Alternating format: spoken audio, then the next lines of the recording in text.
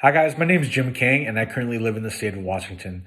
I'd like to talk to you a little bit about the process of becoming a licensed mental health counselor.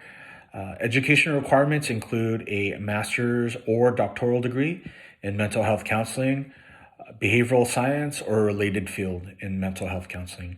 And the State Department defines a related field as a degree program that has core studies relating to counseling theory and counseling philosophy.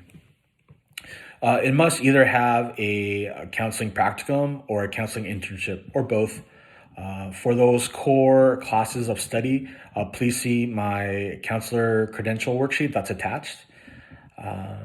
Upon application of licensure, the State Department must receive an official transcript with degree and date posted from the applicant's program.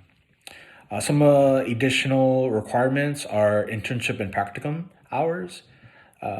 For internship, it's at least 100 hours under the supervision of an approved licensed mental health counselor. And for practicum, it's at least 1,200 hours under the supervision of a licensed mental health counselor, directly counseling individuals, couples, families, or groups. So post-degree, an applicant must have a minimum of 36 months full-time counseling or 3,000 hours of post-grad mental health counseling under the supervision of an approved licensed mental health counselor. Some other requirements for taking the exam are verification of a background check and also a statement testifying that all your information is true. Falsification of any documents in the state of Washington may result in a felony. The exam you need to pass are one of two. So you need to take either the National Counseling Exam or the National Clinical Mental Health Counselor Exam. In the state of Washington, there are three licensure types. The first is the licensed mental health counselor. Secondly, the licensed marriage and family therapist. Lastly, the licensed independent clinical social worker. And they are defined as mental health counselor, includes counseling, but is not limited to the assessment, diagnosis, and treatment of mental health and emotional disorders, as well as the application of wellness model of mental health. A marriage and family therapist is a person that practices marriage and family therapy, rendering professional marriage and family services to individuals, couples, and family.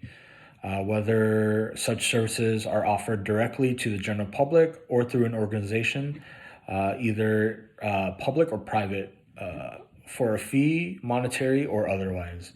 Lastly, the licensed independent clinical social worker means the diagnosis and treatment of emotional and mental disorders based on knowledge of human development, the relationship and treatment of psychotherapy and social work practices as defined in advanced social work.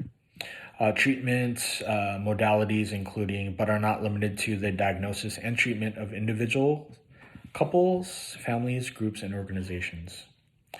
Lastly, some miscellaneous requirements are personal data questions, which the State Department does not necessarily define, but in the case of falsification of any of the statement questions, again, they may result in a felony. So be sure to be truthful. At least I will be sure to be truthful, of course, which is also in one of the philosophies of counseling. So yeah, that's pretty much it. Thank you.